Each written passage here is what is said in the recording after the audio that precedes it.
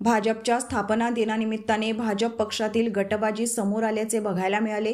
यावरून शोभा फडणवीस यांनी भाजपचा काँग्रेस होऊ देऊ नका अशा कानपिचक्या दिल्या। भाजप नेते सुधीर मुनगंटीवार आणि चंद्रपूरचे आमदार किशोर जोरगेवार यांनी 2 स्वतंत्र कार्यक्रमांचे आयोजन केले।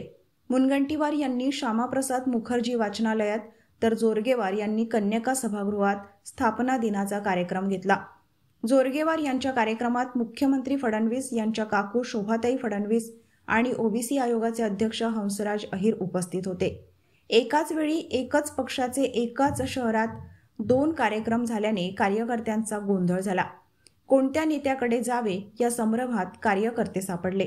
गेल्या विधानसभा निवडणुकीनंतर मुनगंटीवार आणि जोरगेवार यांच्यातील शीतयुद्ध जोरात रंगू लागलंय। केंद्रात आहे, जेव्हा आपला पक्ष महाराष्ट्रात आहे तेव्हा या जिल्ह्यामध्ये पार्टीमध्ये भांडणं व्हावी। आज या ठिकाणी एवढा मोठा मेळावा आहे, का मोठ्या मनाने समोर येत नाही, का दुसरा मेळावा घेता? ह्याच्यामध्ये लोकांच्या मनामध्ये काय निर्माण होतं? अरे आता जिल्हा हा चंद्रपूरचा आमदार आहे, चंद्रपूरमध्ये कार्यक्रम घेणं त्याचं काम आहे। सगळ्यांनी मोठेपणा देऊन त्याच्या कार्यक्रमाला हजर राहणं गरजेचं होतं, हे मी ओपनली सांगते। अरे लोक आपल्या पक्षात यायला तयार आहेत, लोकांची झुंबड पक्षात येण्यासाठी वाटली आहे, पण इथे जर आपली भांडणं झाली तर आपली काँग्रेस झाली असं म्हणणार नाही। म्हणून आपल्याला आपली काँग्रेस होऊ द्यायची नाहीये, आपल्याला आपला भारतीय जनता पक्ष टिकवायचा आहे। मगाशी भैयांनी सांगितलं बांगलादेशाचा धोका आहे, चीनचा धोका आहे, पाकिस्तानचा धोका आहे। अरे देशाच्या बरोबर धोके असताना इथे तुम्ही आपला छोट्याशा मान सन्मानासाठी मांडता। अरे हा मान सन्मान कोणी दिला तुम्हाला?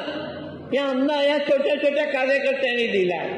या ठिकाणी जनतेने तुम्हाला मोठं केलेलं आहे, त्या जनतेचा सन्मान करा, त्या कार्यकर्त्याचा सन्मान करा।